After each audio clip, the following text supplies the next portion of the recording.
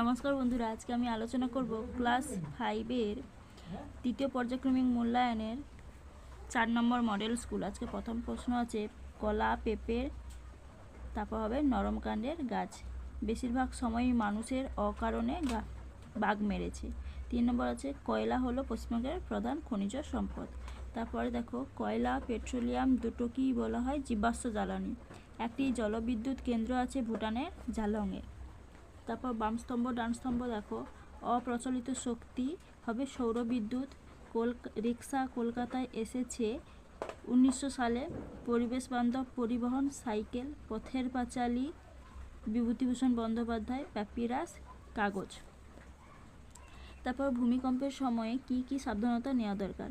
খোলা জায়গায় আশ্রয় নিতে হবে, বহুতল ভবন থেকে দূরে আসতে হবে। তারপরে আছে ভূমিকম্পে কি কি ক্ষতি হতে পারে? ঘর বাড়ি ভেঙে যায় আর ঘর বাড়িতে ফাটল সৃষ্টি হতে পারে। তারপরে আছে বন্যায় কি কি ক্ষতি হয়? এক হচ্ছে ফসল ও কৃষিকাজে ক্ষতি হয়। 2 পানীয় ও জলের উৎস দূষিত হয়ে যায়। তারপরে আছে বন্যার সময় কীভাবে সাবধানতা নেওয়া দরকার? উঁচু স্থানে আশ্রয় নেওয়া। আর 2 হচ্ছে গিয়ে পানীয় জল মজুদ রাখা। তারপরে সত্য মিথ্যা দেখো প্রায় 500 বছর আগে গ্যালিলিও গ্যালিলি টেলিস্কোপ তৈরি করেন, এটা সত্য। চাঁদ আছে পৃথিবী থেকে প্রায় 4000 কিলোমিটার দূরে, এটা মিথ্যা। চাঁদ পৃথিবীকে 12 দিন 29 ঘন্টায় এক পাক ঘুরে আসে, এটা ভুল।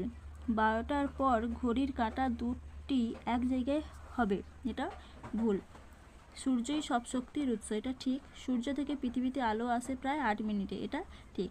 সত্য। প্রায় 100 কোটি বছর আগে সূর্যের জন্ম হয়, এটা ভুল। 14 বছর বয়স পর্যন্ত লেখাপড়া করা আমাদের অধিকার, এটা ঠিক। মানুষ কেন গাছ কেটে ফেলেছে? মানুষ চাষের জমি তৈরির জন্য গাছ কাটা শুরু করেছিল। রবীন্দ্রনাথ ঠাকুর যখন কবিতা লিখেছিলেন তখন এদেশে বাঘের সংখ্যা কত ছিল? এটা 127 নম্বর পেজ বইতে আছে, এটা একটু দেখে নেবে। তারপরে আছে কয়লা কিভাবে তৈরি হয়? এই দেখো কয়লা ও পেট্রোলিয়াম কিভাবে সৃষ্টি হয়, এইটা হবে। তারপরে প্রশ্ন আছে মাটির ধস কেন নামে? এই দেখো ধসের কারণগুলি। পাহাড়ের ঢালে মাটি পাথর বৃষ্টির জলে ভিজে আলগা হয়ে যায় এবং ধসে পড়ে। 2 নম্বর আছে ভূমিকম্প বা অগ্ন্যুৎপাতের সময় তীব্র কম্পনে পাহাড়ের ঢালে ধস নামে। 3 নম্বর আছে নির্বিচারে গাছ কাটলে মাটি আলগা হয়ে সহজেই ধসে পড়ে। আর 4 নম্বর পাহাড়ে পলিথিন, প্লাস্টিকের কাপ, ওষুধের মোড়ক প্রভৃতি জঞ্জাল ফেললে তা ধস সৃষ্টিতে সাহায্য করে। পানসি কি?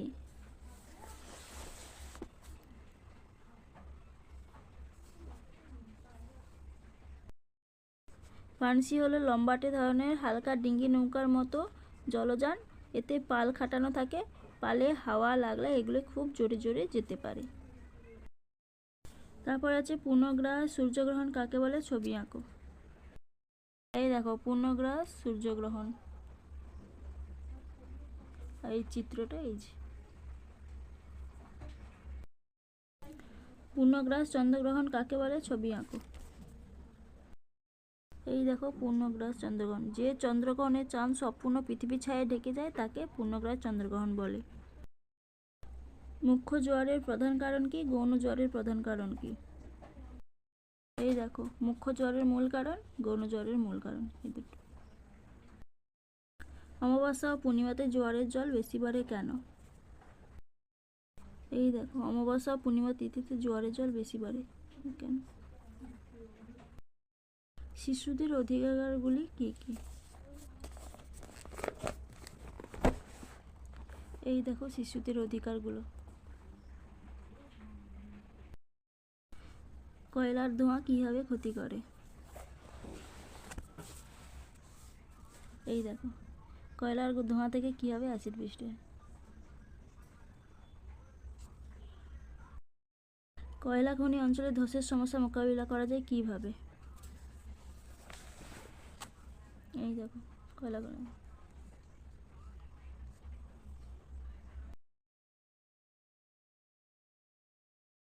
অপ্রচলিত শক্তি কোনগুলি? সেগুলি কিভাবে প্রচলিত হবে?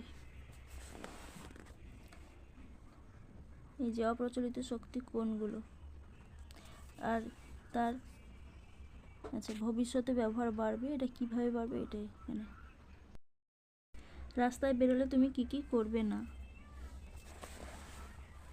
এই দেখো কি কি মেনে রাখা উচিত।